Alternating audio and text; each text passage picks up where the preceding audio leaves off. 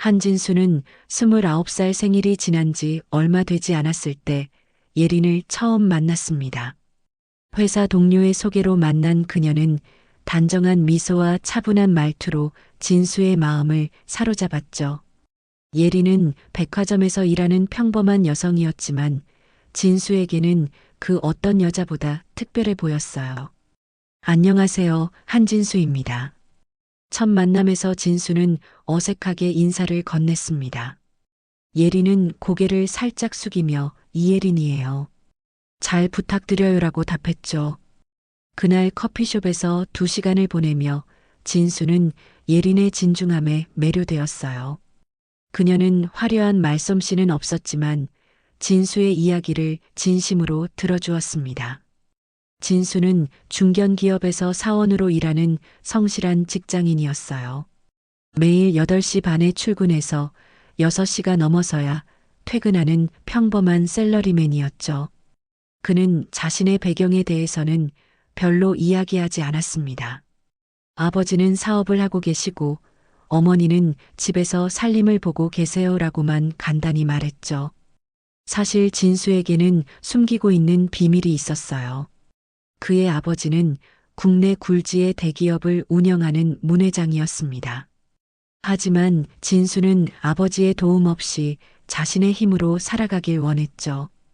대학 졸업 후 아버지 회사가 아닌 다른 기업에 취직한 것도 그런 이유였어요. 아들아, 굳이 그렇게 힘들게 살 필요가 있나? 아버지는 종종 그렇게 물었지만 진수는 고개를 저었습니다. 아버지, 저는 제 힘으로 살고 싶어요. 그래야 진짜 제가 되는 거 아닌가요? 문 회장은 아들의 뜻을 존중했어요. 그래서 진수가 연애를 시작하고 결혼을 준비할 때도 자신의 정체를 숨기기로 했죠. 예린의 가족들에게는 그저 중소기업 임원으로만 소개되었습니다. 예린과의 연애는 순탄했어요. 둘은 서로를 아끼며 1년 반 동안 사귀었죠. 진수는 예린의 소박함을 좋아했고 예린은 진수의 성실함에 끌렸습니다. 하지만 결혼 이야기가 나오면서 예린의 가족들은 조금씩 다른 반응을 보이기 시작했어요. 특히 예린의 오빠 오세준은 진수를 못마땅해 했습니다. 세준은 IT 사업으로 성공한 젊은 사업가였죠. 그는 진수를 처음 만났을 때부터 내 동생에게 어울리는 남자인지 모르겠다며 의심스러운 눈빛을 보냈어요. 예린아, 진수 씨가 나쁜 사람은 아니지만 좀 더 생각해 보는 게 어때? 세준은 예린에게 은근히 반대 의사를 표현했습니다. 하지만 예린은 진수와의 결혼을 원했죠. 오빠, 진수 씨는 정말 좋은 사람이에요. 성실하고 진실해요. 결국 두 사람은 결혼을 하게 되었어요. 하지만 예린의 가족들, 특히 오세준의 마음속에는 여전히 의구심이 남아 있었습니다. 그들은 진수가 과연 자신들의 기대에 부응할 수 있을지 의문을 품고 있었죠. 결혼 후 첫 번째 명절이 다가왔을 때 진수는 예린의 가족들과 더 깊은 관계를 맺고 싶어 했습니다. 하지만 현실은 그의 기대와 달랐어요. 오세준은 만날 때마다 진수를 은근히 무시하는 태도를 보였죠. 매제, 요즘 회사는 어때? 세준이 물었지만 그의 표정에서는 진정한 관심을 찾아볼 수 없었습니다. 열심히 하고 있어요라고 답하는 진수를 보며 세준은 코웃음을 쳤죠. 세준의 아내 미경은 명품 가방을 들고 나타났어요. 신우이, 이거 어때? 남편이 파리에서 사온 거야. 미경은 자랑스럽게 가방을 보여주었습니다. 예린은 부러운 듯 바라보며 정말 예쁘다고 말했지만 동시에 자신의 평범한 가방을 의식하게 되었죠. 진수는 이런 상황이 불편했어요. 하지만 아무 말도 하지 않았습니다. 그는 예린이 상처받을까봐 걱정했죠. 여보, 괜찮아? 집으로 돌아가는 길에 진수가 물었지만 예린은 괜찮다며 고개를 끄덕였어요. 하지만 예린의 마음속에는 작은 변화가 일어나고 있었습니다. 오빠 세준이 아내에게 베푸는 사치스러운 생활을 보며 자신의 현실이 초라하게 느껴지기 시작했어요. 진수는 성실했지만 세준처럼 큰 돈을 벌지는 못했거든요.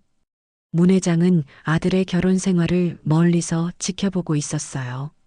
가끔 진수에게 전화를 걸어 안부를 물었지만 사돈 집안과의 만남은 피했습니다. 진수가 원하는 대로 자신의 정체를 숨기고 있었죠. 아버지, 저희는 잘 지내고 있어요. 진수는 항상 그렇게 대답했습니다. 하지만 문 회장은 아들의 목소리에서 무언가 다른 것을 느꼈어요. 경험 많은 그의 직감이 아들이 어려움을 겪고 있다는 것을 알려주었죠. 예리는 점점 더 오빠 부부와 자신들을 비교하게 되었어요. 세준이 새 차를 바꿀 때마다, 미경이 새로운 보석을 자랑할 때마다 예린의 마음속에는 작은 불만이 쌓여갔습니다. 그리고 그 불만은 자연스럽게 진수를 향했어요. 여보, 우리도 좀 더 여유롭게 살 수는 없을까? 어느 날 저녁 예린이 조심스럽게 말했습니다. 진수는 깜짝 놀랐어요. 무슨 말이야? 우리 지금도 충분히 행복하지 않나? 하지만 예린의 표정은 예전 같지 않았어요. 그게 아니라 오빠네를 보면 좀 부럽기도 하고. 예린은 말끝을 흐렸습니다. 진수는 아내의 변화를 감지했지만 어떻게 해야 할지 몰랐어요. 진수는 더 열심히 일했습니다. 승진을 위해 야근도 마다하지 않았죠.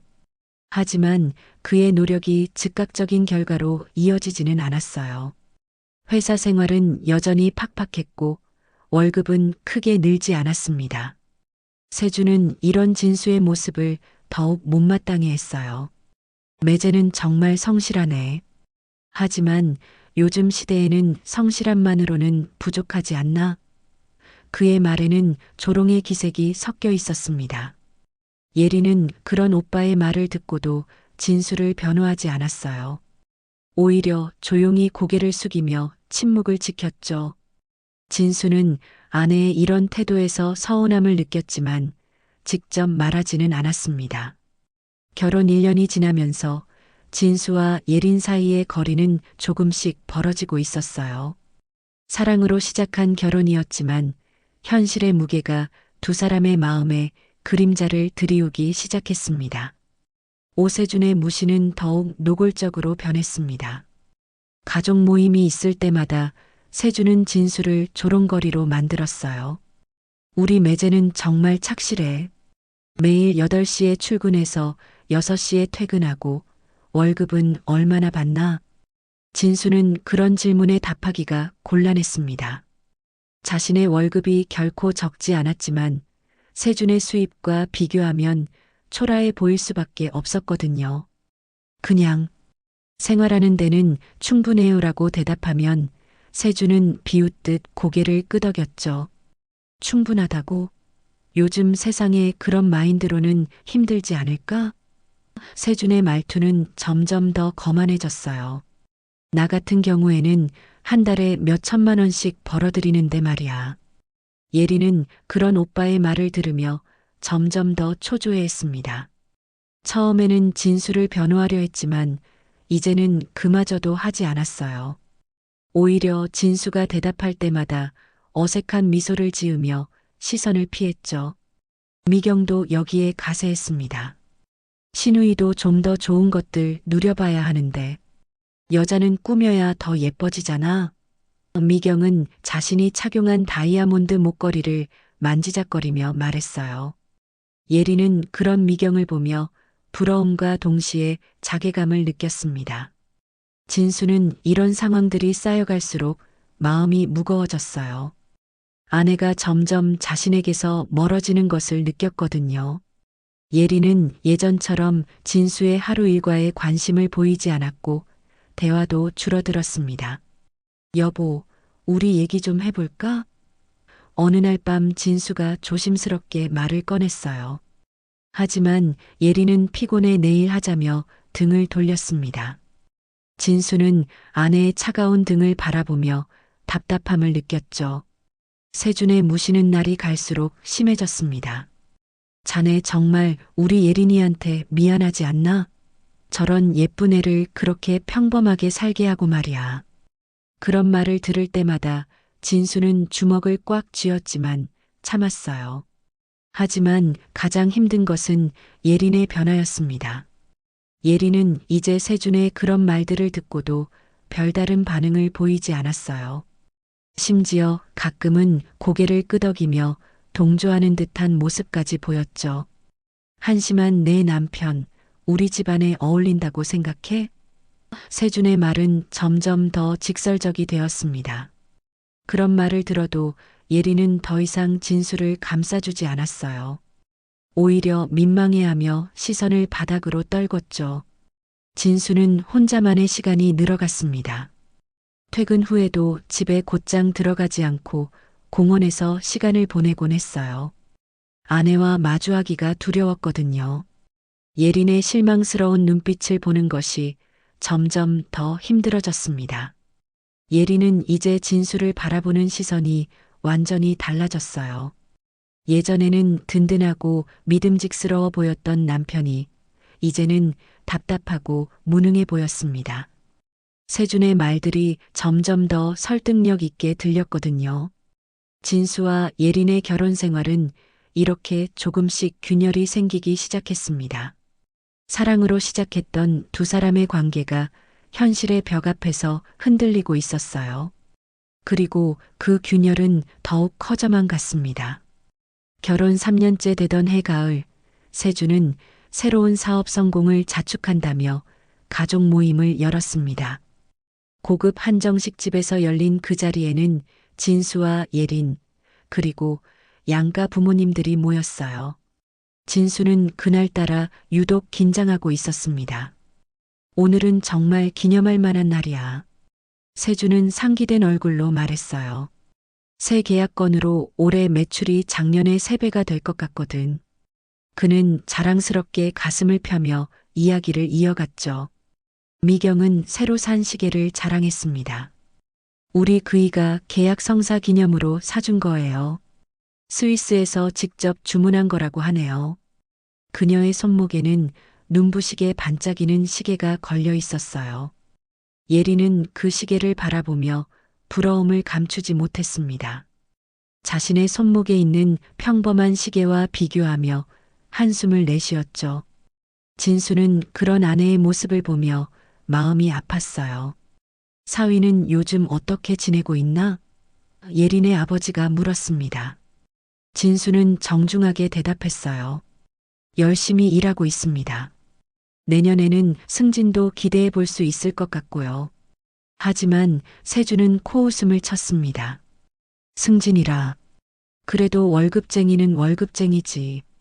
그의 말투에는 명백한 무시가 담겨 있었어요. 요즘 같은 시대에 안정성만 추구하면 뒤처지는 거 아닌가? 진수는 참으려 했지만 세준의 다음 말에서 한계를 느꼈습니다. 솔직히 말해서 처남 같은 사람이 우리 예린이한테 어울리는지 모르겠어.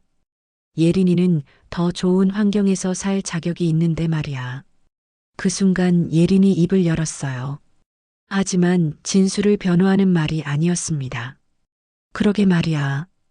예린의 목소리는 작았지만 진수의 귀에는 천둥처럼 들렸어요.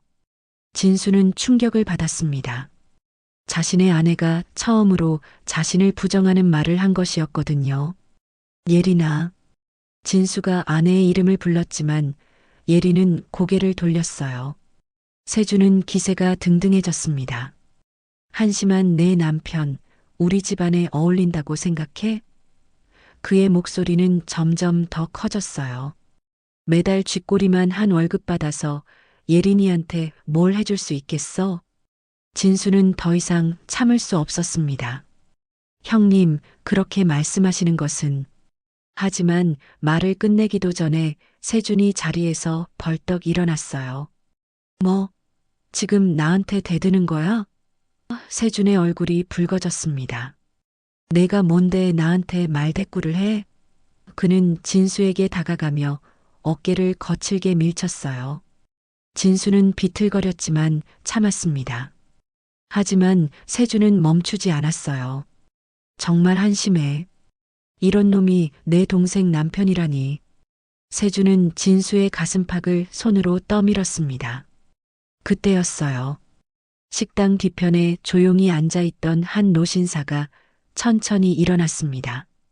그는 지금까지 아무도 주목하지 않았던 인물이었어요. 정장을 말끔하게 차려입고 모자를 눌러 쓴 그 노인은 침착한 걸음으로 세준에게 다가왔습니다. 젊은이, 그만하는 게 좋겠소. 노신사의 목소리는 낮지만 위험이 있었어요. 세준은 갑자기 나타난 낯선 인물을 보며 당황했습니다. 누구세요? 남의 집안일에 왜 끼어드는 거죠? 세준은 여전히 흥분한 상태였어요. 하지만 노신사의 차분한 눈빛을 마주하자 어딘지 모르게 위축되는 기분을 느꼈습니다. 진수는 그 노신사를 보는 순간 얼굴이 하얗게 질렸어요. 그 사람은 다름 아닌 자신의 아버지, 문 회장이었거든요. 아버지가 왜 여기에 있는지, 언제부터 지켜보고 있었는지 진수는 알 수 없었습니다. 문 회장은 세준을 차분하게 바라보며 말했습니다. 젊은이, 다른 사람을 함부로 대하는 것은 좋지 않소? 그의 목소리에는 특별한 위험이 깃들어 있었어요.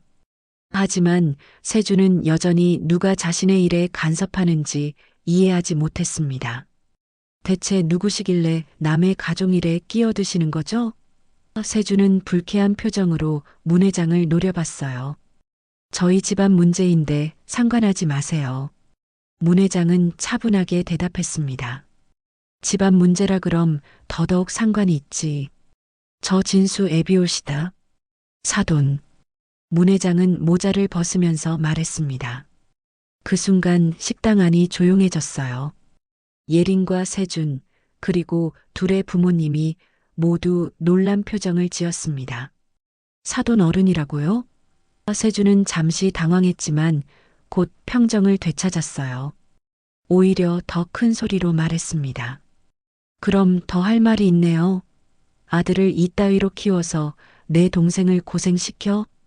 세준의 목소리는 식당 전체에 울려 퍼졌습니다. 무능력한 아들 때문에 예린이가 얼마나 힘들어하는지 아세요?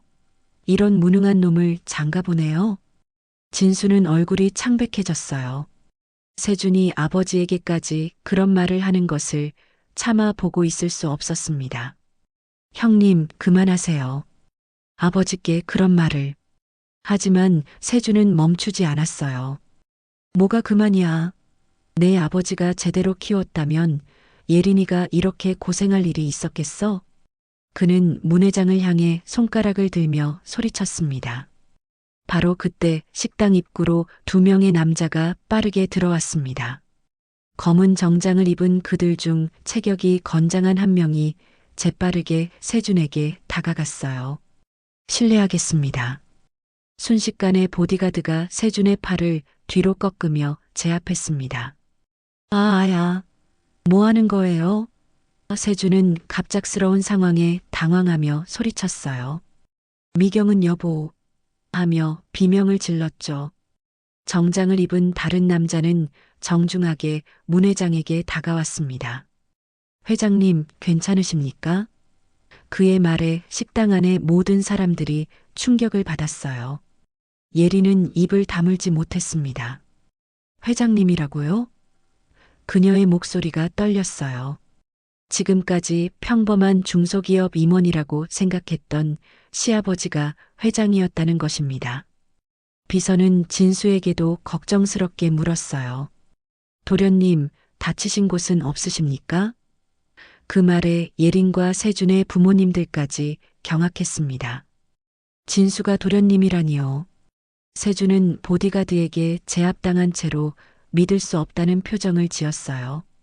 도련님? 설마 진수가. 그의 목소리가 점점 작아졌습니다. 지금까지 자신이 무시했던 매제가 재벌가의 아들이었다는 사실을 받아들이기 어려웠거든요. 예린의 아버지는 얼굴이 하얗게 질린 채 문 회장에게 정중하게 인사했습니다. 죄송합니다. 저희가 몰랐습니다. 예린의 어머니도 옆에서 허둥지둥 고개를 숙였어요. 문 회장은 냉정한 표정으로 세준을 내려다봤습니다. 제 아들을 무능하다고 하셨죠? 그의 목소리는 차갑기 그지없었어요. 그런 무능한 아들이 바로 문그룹의 후계자입니다. 세준은 그제서야 자신이 얼마나 큰 실수를 했는지 깨달았어요. 온몸이 떨리기 시작했습니다. 문그룹이라니 국내 굴지의 대기업이 아닙니까? 그 회장의 아들을 지금까지 무시해온 것입니다.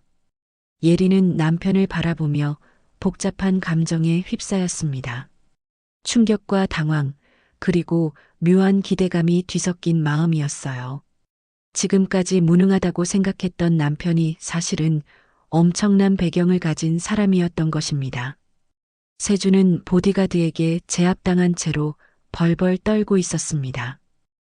죄송합니다. 제가 몰랐습니다. 그는 간신히 목소리를 짜내며 사죄했어요. 방금 전까지 큰 소리치던 모습은 온데간데 없었죠. 문 회장은 차가운 눈빛으로 세준을 내려다봤습니다. 몰랐다고요? 그럼 알았다면 제 아들을 그렇게 대하지 않았을 거라는 말입니까? 그의 질문에 세준은 대답하지 못했어요. 예리는 믿을 수 없다는 듯 진수를 바라봤습니다. 도련님이라고 했는데 정말 그런 거야? 그녀의 목소리는 떨렸어요. 지금까지 평범한 월급쟁이라고 생각했던 남편이 재벌가의 아들이었다니요. 진수는 고개를 끄덕였습니다. 맞아. 하지만 나는 아버지 도움 없이 살고 싶어서. 그는 말끝을 흐렸어요. 아내가 어떤 반응을 보일지 두려웠거든요. 미경은 남편 옆에서 어쩔 줄 몰라 했습니다. 여보, 어떻게 해요? 그녀는 작은 목소리로 세준에게 물었어요. 하지만 세준은 여전히 충격에서 벗어나지 못하고 있었습니다. 예린의 부모님들은 완전히 당황한 상태였어요. 예린의 아버지는 문 회장에게 깊숙이 고개를 숙였습니다. 정말 죄송합니다. 저희가 무례했습니다. 그의 목소리에는 떨림이 있었어요. 문 회장은 비서에게 손짓했습니다. 놓아주세요. 보디가드가 세준을 놓아주자 세준은 주저앉을 뻔했어요. 다리에 힘이 빠진 것 같았습니다. 세준 씨, 문 회장이 세준을 불렀어요.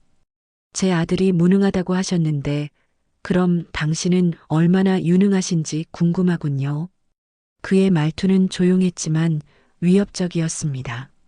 세준은 식은땀을 흘리며 대답했어요. 저는 IT 회사를 운영하고 있습니다. 그의 목소리는 떨렸어요. 방금 전까지 자랑스럽게 말하던 것이 이제는 초라하게 들렸습니다. IT 회사라고요? 문 회장은 비서를 바라봤어요. 김 비서, 오세준이라는 사람의 회사를 한번 알아봐 주세요. 비서는 고개를 끄덕였습니다.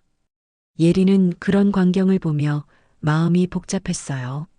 한편으로는 오빠가 당하는 모습을 보기 안쓰러웠지만 다른 한편으로는 그동안 남편을 무시했던 자신이 부끄러웠습니다.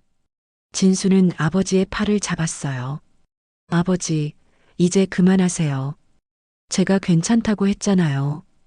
그는 더 이상 상황이 악화되는 것을 원하지 않았습니다. 하지만 문 회장의 표정은 여전히 차가웠어요. 진수야, 내가 괜찮다고 해서 모든 것이 해결되는 것은 아니다. 그는 예린을 바라보며 말했습니다. 그리고 며느리도 마찬가지고. 예린은 시아버지의 시선을 받으며 몸이 굳었어요. 아, 아버님. 그녀는 간신히 말을 꺼냈습니다. 지금까지 평범한 시아버지라고 생각했던 분이 이런 큰 인물이었다니요. 예린아, 문 회장이 며느리를 불렀어요. 내가 내 아들과 결혼한 이유가 뭐였지? 그의 질문에 예린은 당황했습니다. 그게. 그녀는 대답하지 못했어요. 문 회장은 계속 말했습니다. 사랑해서 결혼했다면 상대방의 배경이 중요한가? 그의 말에 예리는 고개를 숙였어요. 자신의 마음을 들키는 것 같았거든요. 돌아가는 길, 진수와 예리는 말없이 걸었습니다. 둘 사이에는 어색한 침묵이 흘렀어요. 예리는 여러 번 입을 열려 했지만 말이 나오지 않았습니다. 집에 도착한 후 예린이 먼저 입을 열었어요. 그런 분이 아버지면 진작 말하지 그랬어. 그녀의 목소리에는 짜증이 섞여 있었습니다. 마치 진수가 자신을 속인 것처럼 말하는 투였죠. 진수는 아내의 반응에 실망했습니다. 사과나 미안함보다는 원망이 먼저 나오는 예린을 보며 그는 깊은 한숨을 내쉬었어요. 집안의 분위기는 무겁기만 했습니다. 예린은 거실 소파에 앉아 진수를 바라보며 복잡한 감정을 드러냈어요. 정말 이해가 안 가. 왜 그런 중요한 걸 숨겼어? 그녀의 목소리에는 원망이 가득했습니다. 진수는 조용히 대답했어요. 나는 내 힘으로 살고 싶었어. 아버지의 배경에 의존하지 않고 하지만 예린은 그런 진수의 말을 이해하려 하지 않았습니다. 그래도 아내인 나한테는 말했어야 하는 거 아니야? 예린의 목소리가 높아졌어요.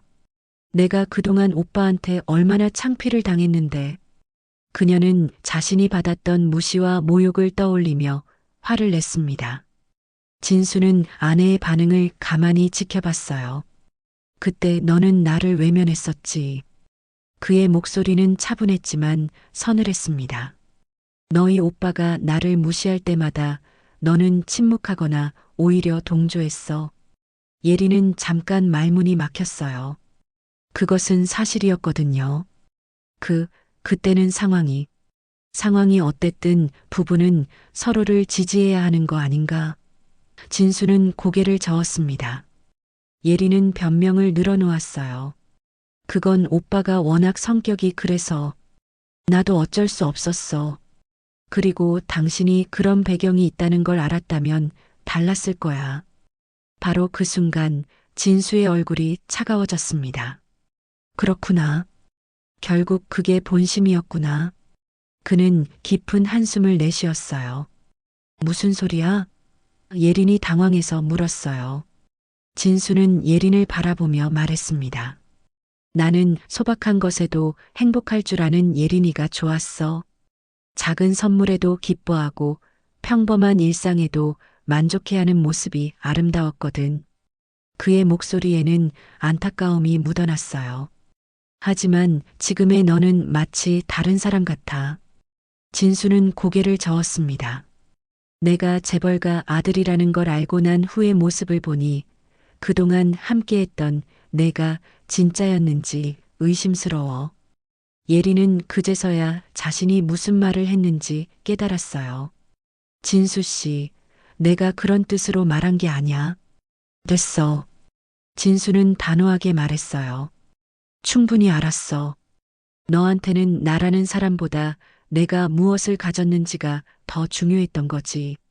진수는 자리에서 일어났어요. 우리 여기까지 하자, 예린아. 그의 말은 차갑고 단호했습니다. 더 이상 함께 할 자신이 없어졌어. 잠깐, 진수 씨. 예린이 급하게 불렀어요. 너무 성급한 거 아니야? 하지만 진수는 이미 마음을 정한 상태였습니다. 성급한 게 아니야. 진수는 슬픈 미소를 지었어요. 오늘 너의 반응을 보고 확신했어. 우리는 서로 다른 사람을 사랑하고 있었던 거야. 진수가 집을 떠난 후 일주일이 지났습니다. 문 회장은 아무 말 없이 자신만의 방식으로 움직이기 시작했어요. 그는 직접 나서지 않았지만 그의 영향력은 조용히 퍼져나갔습니다. 오세준의 회사에 첫 번째 타격이 왔어요. 가장 큰 고객사에서 갑자기 계약 해지 통보를 받은 것입니다. 무슨 일입니까? 갑자기 왜 이러시는 거죠? 세준은 당황하며 고객사 담당자에게 물었어요. 죄송합니다. 회사 방침이 바뀌었습니다. 담당자는 미안해하며 말했지만 세준은 뭔가 이상함을 느꼈어요. 하지만 구체적인 이유를 알 수는 없었습니다. 그 다음 주에는 두 번째, 세 번째 고객사들이 연달아 계약을 취소했어요. 세준의 회사는 순식간에 위기에 몰렸습니다. 이상해, 분명히 뭔가 있어. 세준은 미경에게 말했지만 정확한 원인을 찾을 수 없었어요. 예리는 그런 오빠의 상황을 보며 불안해했습니다. 동시에 진수 없는 생활이 생각보다 힘들다는 것을 깨닫고 있었어요. 혼자 지내는 시간이 늘어나면서 진수의 빈자리가 크게 느껴졌습니다. 진수 씨는 어디 가서 지내고 있을까? 예리는 혼자 중얼거렸어요. 그제서야 자신이 진수라는 사람에 대해 얼마나 모르고 있었는지 깨달았습니다. 그의 친구들도 취미도 좋아하는 것들도 제대로 알지 못했거든요. 세준의 회사는 한 달 만에 절반 이상의 고객을 잃었어요. 직원들은 하나둘씩 회사를 떠났고 세준은 거의 혼자서 회사를 지켜야 했습니다. 도대체 무슨 일이 일어나고 있는 거야? 그는 절망에 빠졌어요. 미경도 남편의 상황을 보며 불안해했습니다. 여보, 이러다가 우리 어떻게 되는 거예요? 그녀는 예전처럼 사치스러운 생활을 할 수 없게 되자 초조해했어요. 예리는 점점 더 외로워졌어요. 오빠는 회사 일로 바빠서 만날 수도 없었고 진수는 연락도 되지 않았습니다. 그녀는 그제서야 진수가 자신에게 얼마나 소중한 존재였는지 깨닫기 시작했어요. 내가 뭘 한 거지? 예리는 거울 앞에서 자신을 바라보며 후회했습니다. 진수가 재벌가 아들이라는 사실보다 그가 성실하고 착한 사람이었다는 것이 더 중요했는데 왜 그걸 놓쳤을까요? 세준은 결국 회사 문을 닫아야 했어요. 모든 계약이 취소되고 새로운 고객도 찾을 수 없었습니다. 그는 그제서야 자신이 누구를 건드렸는지 깨달았어요. 문 회장님의 분노구나. 그는 떨리는 목소리로 중얼거렸습니다. 예리는 진수에게 연락하려 했지만 번호가 바뀌어 있었어요. 회사로 전화해봐도 퇴사하셨습니다라는 답변만 들을 수 있었습니다. 진수는 완전히 자신의 삶에서 사라진 것 같았어요. 어느 날 저녁 예리는 혼자 앉아 과거를 돌이켜봤습니다. 진수가 매일 아침 커피를 타주던 일, 늦은 밤까지 기다려주던 모습, 자신을 위해 작은 선물을 준비하던 따뜻한 마음들을 떠올렸어요. 나는 정말 바보였어. 예리는 눈물을 흘리며 후회했습니다. 진수라는 사람의 진가를 알아보지 못하고 겉으로 드러나는 것들만 바라봤던 자신이 한심했어요. 세준은 모든 것을 잃고 나서야 자신의 잘못을 인정했습니다. 내가 너무 교만했어. 진수를 무시한 건 정말 잘못이었어. 하지만 이미 모든 것이 늦어버렸어요. 진수는 새로운 곳에서 새로운 삶을 시작했습니다. 아버지의 도움 없이 작은 회사에 취직해서 다시 처음부터 시작하고 있었어요. 힘들었지만 마음은 편했습니다. 이제는 정말로 자신만의 길을 걷고 있다는 확신이 있었거든요. 예리는 홀로 남은 집에서 모든 것을 잃은 자신을 돌아보며 깊은 성찰에 빠졌습니다. 진정한 사랑이 무엇인지, 사람을 판단하는 기준이 무엇이어야 하는지 이제야 깨닫게 된 것이죠. 하지만 그 깨달음은 너무 늦어버린 후회였습니다.